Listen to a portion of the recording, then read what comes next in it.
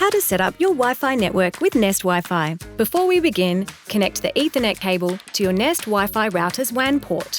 Then, connect the other end to your modem. Plug your Nest Wi-Fi router into a power outlet. After about a minute, the light will pulse white to indicate that it's on and ready for setup. On your phone or tablet, open the Google Home app. Tap Add, then Set Up Device. Under New Devices, tap Set up new devices in your home. Choose a home. Select your Nest Wi-Fi router. Scan the QR code on the bottom of your device. Hold your phone about 12 centimeters away to scan.